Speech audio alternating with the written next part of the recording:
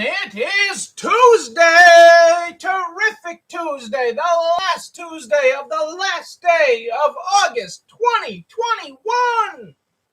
Are you with me? How are you tonight? On this more-ish than 8 night, how are you? How are you this evening? What are you grateful for? Happy Tuesday, Kitty. What is happening in your world? What are you grateful for today on this Tuesday as we finish off August? Boom, another month gone. That is two-thirds of the year gone. You got 1/3 left, people. Let's make the most of it. We wake up tomorrow to 1/3 of the year remaining. And we are going to own it. We are going to own it. Yes, we are. I'm so excited for it. What are you excited for this day? I am grateful for that also. Going to talk a little bit about that tonight because it's been an issue.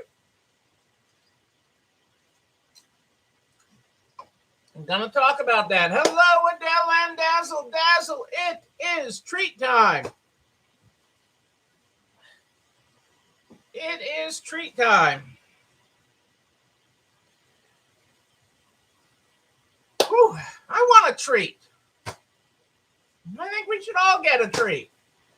I need one of those candy jars here. I need a candy jar so I can have a treat. Well, I am grateful to have you all here. I'm going to get going tonight because I'm so late, and we got a lot to talk about.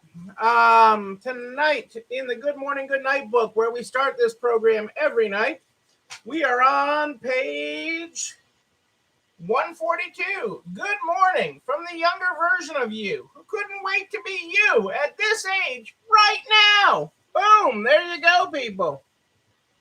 An uptick of estate decor and furniture coming in. Yay! Because that means you'll also see, Kitty, an uptick in estate decor and furniture going out. Going out. It's interesting today. I brought up about what Ikea is doing and getting into the resale market, and I learned today, or at least according to this one source, they are the largest furniture retailer in the world. The largest furniture retailer in the world is Ikea. So that is interesting. Hey, Pat in the Peanut Gallery, how are you? Great to have you here. I will catch up with you later in the week. I got your question in my email. Don't lose sleep over it. There's so many other things to lose sleep over, you know? Don't lose sleep over that. Hey, Michelle, and how are you tonight? Great to see you here. Looked like you had a lot of fun on your live video last night. I caught a tiny piece of it live. But I'm grateful to have you all here.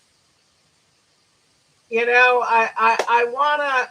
There's so much going on, and depending on where you are, there's COVID concerns or there's not COVID concerns, and there's all this stuff going on.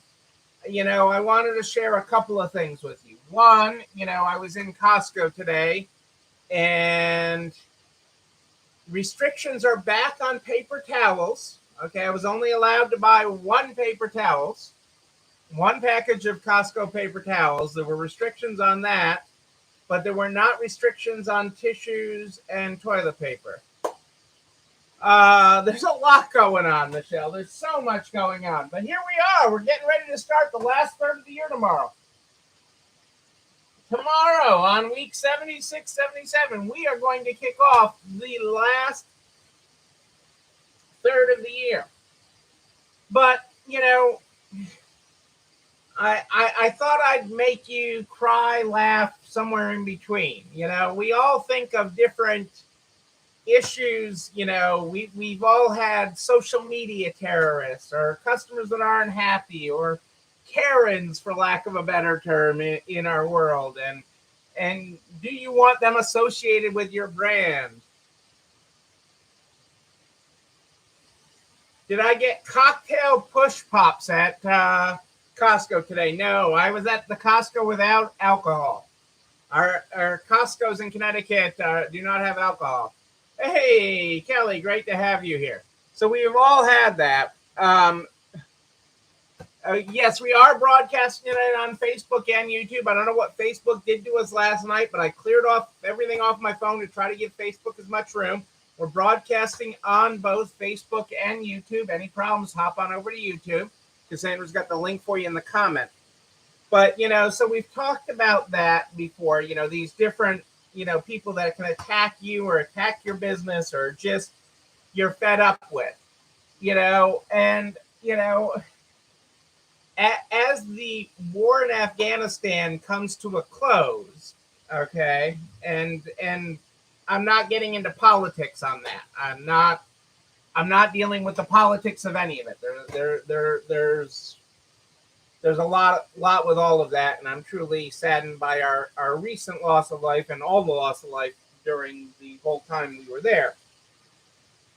But how do you want your brand associated with different things? So, for example, okay, one of the things making the rounds is the official vehicle of the Taliban and ISIS is Toyota. So do you think Toyota wants to see that in their new ad? Do you want an ad, your vehicle's flying, all the news reports are covering the Taliban and ISIS, and their official vehicle is Toyota. And Toyota doesn't sell directly to them. They get it through third parties and other sources on the way distant market. But it is clearly they associate themselves with Toyota because of their reliability, and they're extremely durable in that harsh environment and with those harsh drivers and users and with bullets flying at you. So that's one, which brought up the discussion of other things, other brands that have been associated with not great things. The official soft drink of Osama bin Laden was Coca-Cola. The official soft drink of Osama bin Laden was Coca-Cola. He loved Coke. Do you think they wanted him in a video saying, "Oh, I love this Coke. Coke is great"? And I want to say in the Netherlands or someplace in Europe. Let's just go with someplace in Europe. They had the Lacoste killer that was always wearing Lacoste clothing was always that, and he that's what he was known by, the Lacoste killer. And I know I'm pronouncing that slightly wrong, but no matter what the negative review or negative thing happens on yours, at least you're not the official vehicle of the Taliban or the world's most wanted terrorist at the time. Ooh, I love Coca-Cola. You're not that. And you're not clothing the Lacoste killer. So, perspective, people, perspective. For whatever that does for your day, whatever that story does for you, it was brought up as part of a marketing discussion. And how do you, separate yourselves from those things? And it was an interesting discussion. And I don't think the Taliban or the others were asked for comment on that. It was brought up because the Taliban has been in the news so much, and you've seen them so much on TV lately, running around in their Toyotas.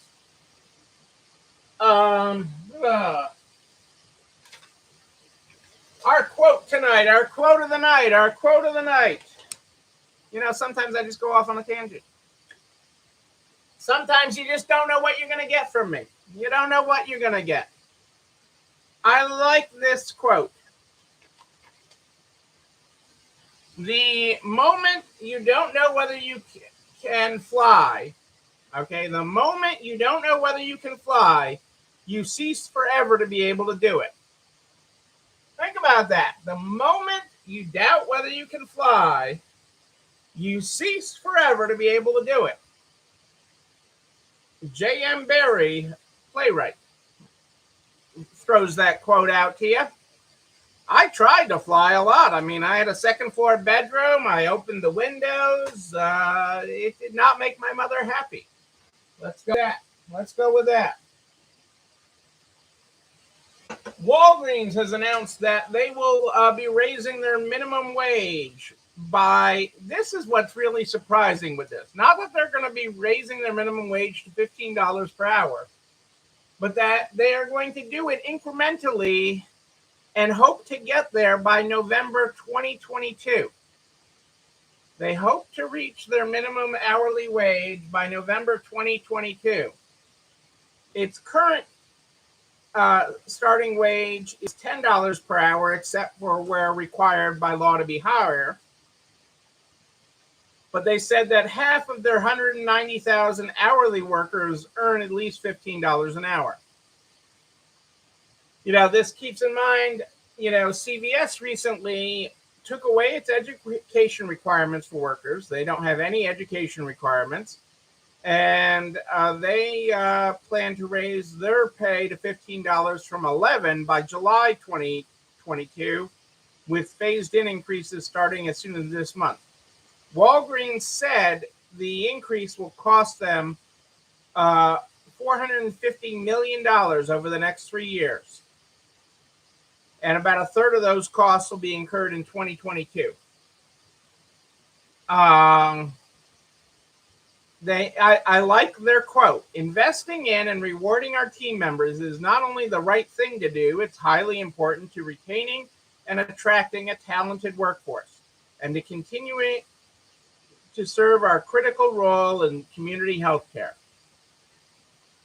So that is interesting. I am expecting what you will also see from Walgreens. What you will also see coming from Walgreens, if you go there, is you will find more efficiencies across their spectrum. You will see less cashiers.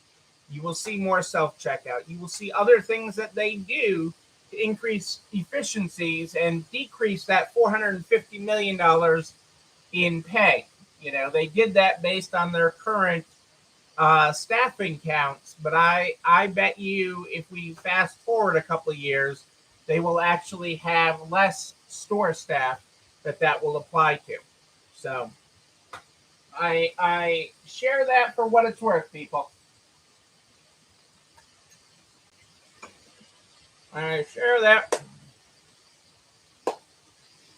Excuse me. I chewed on some ice there. People. Okay. Hang on a second. Where did I do with that? Okay. So we are talking this week. Our topic of the week is the Employee Retention Tax Credit, or the ERC as it is known. We take the word tax out of it because the tax part adds a level of confusion, and I talked about that some last night. So we're just going to call it the Employee Retention Credit. So we're dealing right now with 2020. Okay, we're going back a year. We're going back in time a little bit. Okay, and dealing with 2020. You do need help with the retention credit thing. Well, let's call it a thingy, Michelle. The retention credit thingy. Because that's what we're working on here. We are working on not only doing it, but then doing the paperwork for it. We're doing it and we're doing the paperwork for it. Okay? It is what we are doing this week. So we're going to get you through it, Michelle. I'm going to have handouts and everything. I'm going to have handouts for you. Don't you worry. Don't you worry. We're going to have handouts and everything. But let's, again, within 2020, so what we talked about last night is that it is of key importance. It is incredibly important to the credit to know a couple of key things. You need to know when your PPP was deposited. You need to know that. It is a must thing. It is not, I think it was deposited in April. I think it was deposited in May. No, it is a must. Must. Exact dates matter for this. All the way around. All the way around, exact dates matter. Okay, so this is not a guessing game. It is better to take your time. And the employee retention credit, okay, beyond, so let me back up a step. Beyond accuracy being important and dates being important, the employee retention credit is not time sensitive, except for that you'd rather have the money than the government. Okay? So the employee retention credit is not time sensitive. There is not a deadline that you have to have this submitted by tomorrow. You have 2 years from the end of any quarter that you would be applying for it from. And it's actually 2 years from when you filed it. So the first quarter that you would be eligible for would be the quarter that ended in June 2020. So you have till July 2022. If you filed it on time, if you filed your quarterly report on time, you have till July 2022 to request the first period that you might be eligible for. So do not get all stressed out. I don't want anybody to stress out that if you don't get this in tomorrow, you're going to be in trouble, because you have lots of time except for getting the money, except for that there are many of you that would like this money sooner, that may need or like this money sooner, because this is like another PPP, or it could be bigger than a PPP for some of you. So that is the important thing, that time, other than your own needs, time is not of the essence. Okay, there is not a drop dead date. I have talked about that the employee retention credit is currently scheduled to go and be available through the end of 2021, as far as claiming it for payroll through the end of 2021. It is more likely that the fourth quarter will get dropped from eligibility, because they are trying to take the fourth quarter money that they have allocated to the employee retention credit and use that to pay for the infrastructure plan, okay, or for part of the infrastructure plan. It is in the legislation that passed the Senate that the fourth quarter employee retention credit will not happen. So, we aren't in the fourth quarter yet, so not worried about it. But just know that and even though that fourth quarter may not happen, that doesn't mean all the quarters up until then you can't claim it, or that they're using that money, because that is not the case. They are not taking it away carte blanche. They're taking away really what Congress considers the future. They're taking it from the future, even though we're 30 days away from the fourth quarter starting. They consider that the future and not something that they've really given you yet. So that I wanted to be clear with that.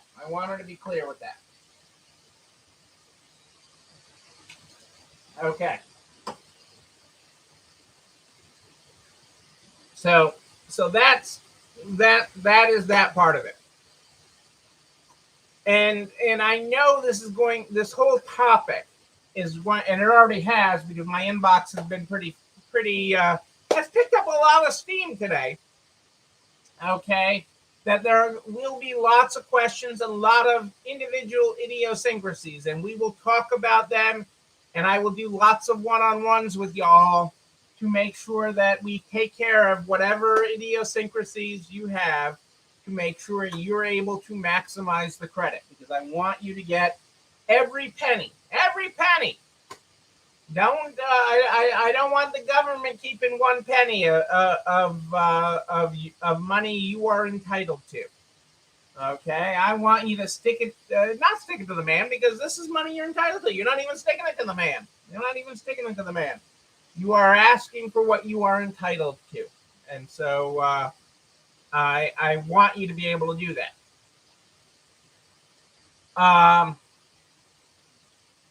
So we are covering. So what is extremely important, and so I have a lot of repetition in this because these details matter. Okay, so it matters when your PPP was deposited. That is extremely important. And right now, I'm only dealing with a PPP that you got in 2020 because we're only talking about 2020 right now. Okay, let's get through 2020 and then we can deal with how this works in 2021, which is slightly different.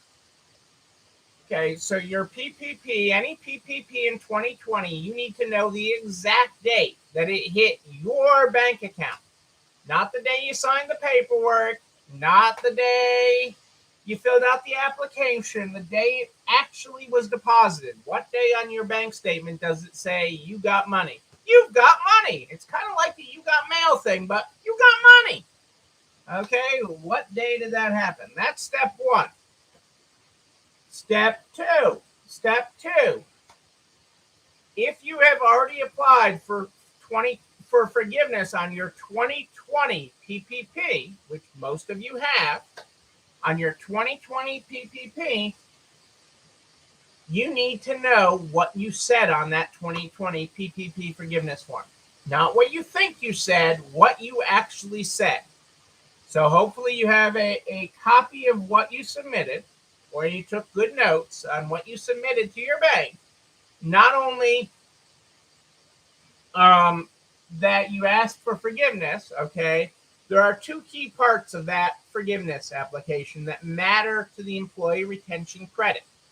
It matters how much, okay, again, to the penny, that you asked for payroll forgiveness. Okay, how much of the PPP you said you used for payroll? Some of you said, I used all of it on payroll. Some of you said I used 60%, 70%. You picked a number. Okay, but whatever that number is, it matters. So you have the PPP, the day your PPP hit your bank is incredibly important. The amount that you said you spent on payroll is incredibly important.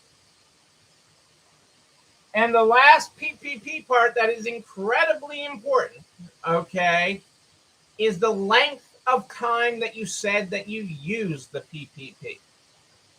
Okay, the length of time you were allowed, okay, to use your PPP in 2020 anywhere from 8 weeks to 24 weeks. Anywhere from the day of deposit between 8 weeks and 24 weeks is what you were allowed. That time frame matters, okay? What you actually submitted for forgiveness matters because that is what is locked in.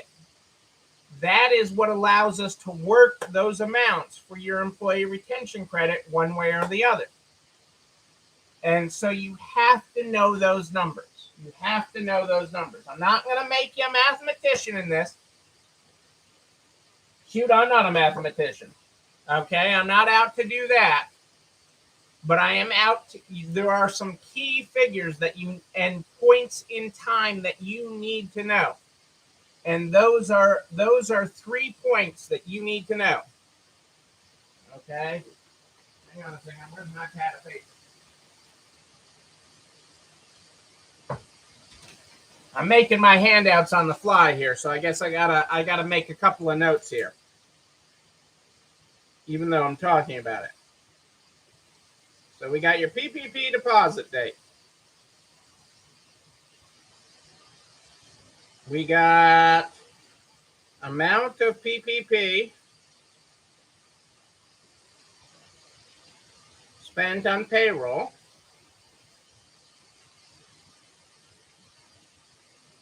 And the number of weeks.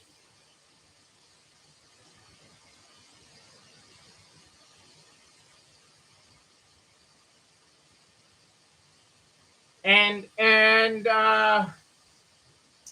it is a good thing you made your PPP file that I told you to do last year. Okay, because that will serve you well in this. Okay, because it matters what you said in that application for forgiveness. Not some of you have already emailed me. Well, I said on the form that I used it in 24 weeks, but I really used it in 6. Or I said on the form I used it in 8 weeks, but I really used it all up in 4. Okay, because by law, you couldn't have a period of less than 8 weeks. Okay, you can have up to 24. Okay. Oh, I love you, Michelle. I love you. You're the best. You're the best. I think when I come down and me and Grampy hit the town, I think we're going to have to rent a limo so somebody else is driving, or an Uber that somebody else is driving us around. I think Grampy's going to try to get us drunk. I think he's going to try to drink us under the table. But it is that those dates really matter. What you put on the form matters more than how you actually used it.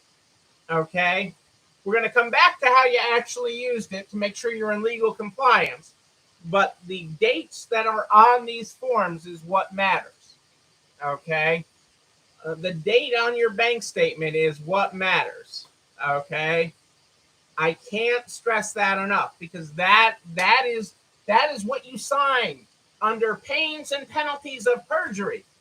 And those pains and penalties will be severe. Yes, they will. Yes, they will be severe. Okay? So, and I don't want anyone that I am working with to have to perjure themselves, or to be in a situation where they did something different. That's why I stress this. That's why I refer you back to what you did. Okay, and that's why we're only dealing with 2020 right now, and I'm not complicating it with 2021. The other thing that the other figure that you need to get, okay, is your quarterly sales, your sales by quarter for 2020 versus 2019. Okay, your sales by quarter for 2020 versus 2019. Okay, that is the next figure you need to do. Because, why, Neil? Why? Why do you want all these numbers? That's like 4 numbers, Neil. Why? Okay? You want those numbers, okay? You want those numbers, okay? The sales numbers you want, because you want to see if there's any quarter that, or what quarters you're down 50% or more versus 2019. And I know that's a lot, okay? And I know that there are some of you that are down that much, okay, in various quarters. Many of us in the second quarter were down like that. Many of us, some of us in the third quarter, or some of us as the tail end of the year came and cases were rising in your area, we're that way in the fourth quarter. But it is incredibly important, because that is one of the means tests in 2020 to decide whether you qualify for it. So if you are down 50% in a quarter versus 2019, 2020 quarter, same quarter, you can't say the second quarter versus the third quarter or anything. You can't cherry pick, but the quarter, the same quarter, second quarter to second quarter, third quarter to third quarter. fourth quarter to fourth quarter. And if you are down at least 50%, okay, you qualify to claim the credit during that period. The other method, okay, that allows you to claim the credit. So that's method number one. The other method is if you were under a government 50, Michelle, 50, 50, 50, 50% is one method. The other method in which you are allowed to claim the credit is if you were complying with a government order that restricted your operation. Masks are not a restriction, okay, that impedes your operation. And I understand when you have to play the mask police, it sure seems like it. But that is not, to the IRS's sake, a reason why you can claim the credit. You can't claim it for that. You can claim it, okay, if you were under a government restriction that you had to be closed. That's a restriction where you can claim the credit. It is if you could only operate certain business hours, okay, you can claim the credit even if your sales are up. Your sales don't have to, this has nothing to do with sales, okay? This is another means to claim under which you are allowed to claim the credit that has nothing to do with sales. You could be up, okay? You could have been closed but sold more online, and you'd still be able to claim the credit. You could have reduced occupancy, okay, where the governor of your state or the mayor of your city, okay, required that your occupancy, okay, that your occupancy was under 25, that you could only be at 25% occupancy, or you could only be at 50% occupancy. If you could not operate at 100% occupancy, okay, if you could not operate at 100% occupancy, you can avail yourself of this credit, okay? So you can avail yourself. And I know that a lot of retailers talk to me and they're like, yeah, but I'm never, only at my bag sale am I ever at 100% occupancy. I mean, well, really, Neil, I'm over 100% at that point because I've got people freaking everywhere when I'm having my bag sale, okay? They're just everywhere, okay? And the reality is, for this credit, that doesn't matter. The fact that you didn't have the traffic to be at more than 50% occupancy is irrelevant to claiming the credit. The fact is you couldn't be more because of the rules, okay? And the same applies to retail as applies to a restaurant, okay? These occupancy restrictions and the distance restrictions that you had to keep tables 6 feet apart that reduce the number of tables in a restaurant is sometimes easier for retailers to think about, okay? In a restaurant where you could only have 50% occupancy, you had to take out seats, or you had to take out tables because you had to keep them 6 feet apart, okay, is an easier way for you to think about occupancy, but those things made you eligible to claim the credit. And you're able to claim that credit during any period where that restriction existed, okay, until that restriction ended. So if that restriction ended in the middle of a quarter, okay, that's when your eligibility to claim the credit stopped. So if you were able to, like our restriction on occupancy in Massachusetts ended on the 29th of May, okay? So we couldn't claim it for the whole second quarter. Does that make sense? The easiest place to get restrictions information, Michelle, is go backtracking on your governor's website of their actual executive orders, because most of the orders, while some of the orders have been issued locally, most of them are have been issued statewide in most states. The exception is down south. Down south, the governors were more reluctant to issue restrictions, and local counties and mayors issued restrictions in place of where the governor was.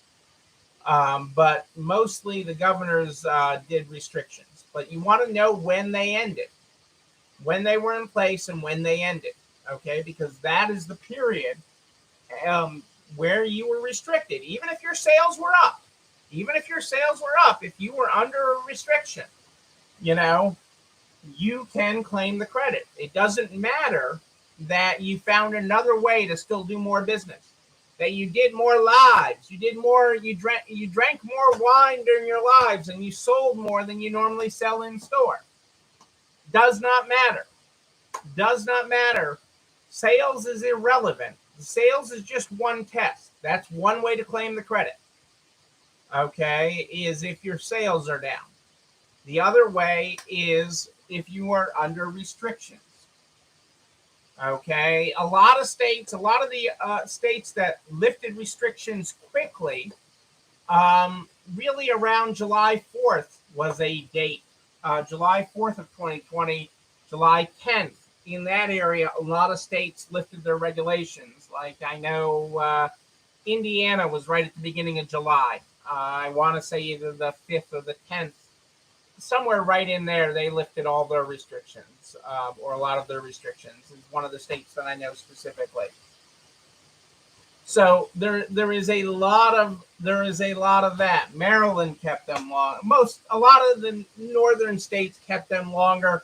The southern states shed them quicker. But that allows you to claim the credit. So then, once you know if you are under a restriction, okay. So, hang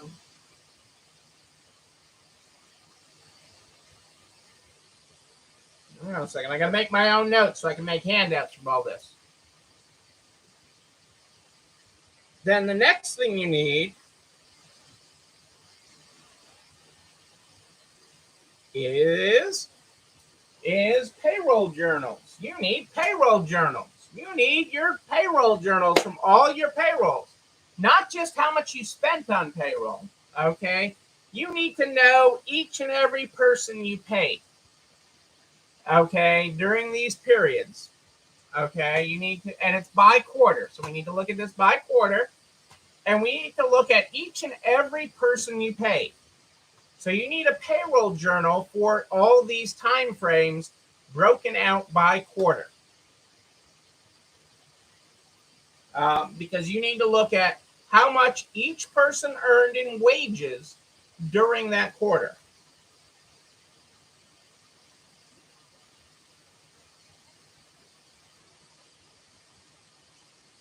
Because the credit is per employee. The credit is on their first $10,000 of wages paid with non-PPP money during a qualified period. The first $10,000 in wages, okay, during a qualified period paid with non-PPP money. And it gets tricky depending on, again, what you listed for your periods on your PPP. Okay, because you can cherry pick. You can cherry pick who you apply to if you have enough time, if your PPP periods are wide enough, and we will get into that, you can actually cherry pick, okay, I'm going to put Johnny's payroll on the employee retention credit because Johnny I pay a lot of money to and I maxed him out, so I'm going to keep him on the PPP longer, and Susie I'm going to keep on the employee retention credit. So we can play with it if you have enough time and enough payroll. But you also have to have the data. You got to have the data. So that's what we've been talking about, is getting together all of this information. You need to have all of this to be able to do it. because even if you hired somebody to do it, all they can do is just say, oh, everything applies. Well, that's not true. So you got to look at your payroll journals. You got to look at that, okay? You're the one that signs this stuff under pains and penalties of perjury. Well, the biggest pain, I don't think anybody that's listening to me, I really believe it's possible you make an honest mistake, okay? This is not pains and penalties of perjury mistake, but the pain would be having to give money back. If they give you money and you have to give money back, that would be a pain. That would be a big pain point. And I don't want anybody to get money and have to give it back. I don't want anybody to do that. Because if you get money, I want you to keep it. I want you to, this is a part of building back better. This is part of building back better. So that is the next step. That is the next thing you need to figure out is your payroll journals by quarter for any period that you can do it for. So you need to run some payroll reports, okay, to see who you have that was employed, because every employee matters. Yeah, even that one that only worked for you a couple of shifts, that worked a month and showed up again, worked a week, never showed up again. That matters. You can get half of their payroll back too on the first $10,000 during a covered period. So every person matters. The credit is per employee. Per employee. I can't stress that enough. It's not that this is why it gets it can get big very fast. The money, the amount you get can get big very fast. And I know some of you have had some turnover in your staff. I mean, who hasn't had some turnover in the last 18 months? And so that is how we work it. That is how it works. We will then move into the next thing of calculating this all out. We will do some math. I believe I already have a spreadsheet designed for this for you. Actually, well, let me rephrase that. I know I have a spreadsheet designed. I think I posted it before. I will repost it in the coming days so that you can have a worksheet to work from as we work through this, because it is a process and there's a lot to it. And we just covered 5 steps tonight. 5 steps. This is just the first 5, but we're going to get through it. We're going to demystify. We're going to demystify the ERC. When we get to the form, which is the most horrendous form in the world. Okay. The form looks incredibly intimidating to claim this credit. Incredibly intimidating. And we're going to make it simple. We're going to make the form simple. I promise you that. Just as simple as this video and everything I talk about. This video and everything I talk about goes over to narcs.org/resalestrong by noon the next day. Noon, I tell you. Cassandra and Adele are amazing for making all that happen. Everything's over there. All the links, all the files, all the resources, including a direct link to the YouTube channel. You're not alone running this store, where you can like, comment, subscribe, and oh yeah, you can ring the bell. You want to ring the bell so that you know when a new one drops. Don't cry, Michelle. I'm going to make the form simple. You're going to be like, really? That's it? That's all I have to put on this form? There's like 80 boxes on this form. I only have to fill out 5 of them? 5, 6 maybe? I didn't count. It's not many. It's not many. I do not want a crying Michelle. No crying Michelle. The only thing you get to cry over is that the bottle of wine is empty, and then you can go next door and get another one. No crying. There's no crying in resale. We're going to get through this. But share that all, everybody, with everybody you know. The butcher, the baker, the candlestick maker. We're going to help everybody. Everybody make it to the other side. And yes, Kitty, you are right. The government does do that on purpose. Well, you got to remember, these guys think it's simple, okay? The guys at the IRS, the guys at the Treasury, the people at the Fed, they think these forms are simple. I mean, I remember when we were discussing it with the original PPP forgiveness form, okay? And the Secretary of the Treasury was like Stevie Boy. Stevie. I can call him Stevie now that he's not the Treasury Secretary anymore. Okay, it was like, oh, I can do this form in 10, 15 minutes tops. Well, not everybody's Steve Mnuchin, okay? Not everybody's Janet Yellen. Not everybody's some bean counter at the IRS. And I say that with great respect for the work that they do, but they don't know how to talk to people.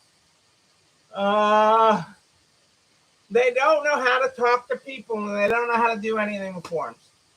But we're gonna demystify it. We're gonna pull the curtains back on it. I'll probably get audited because of it. The IRS was like, you made this too simple for people. You know, just send me a thank you letter, IRS. Send me a thank you. Send me a thank you letter.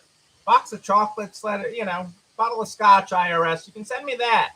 Don't yell at me for making it simple.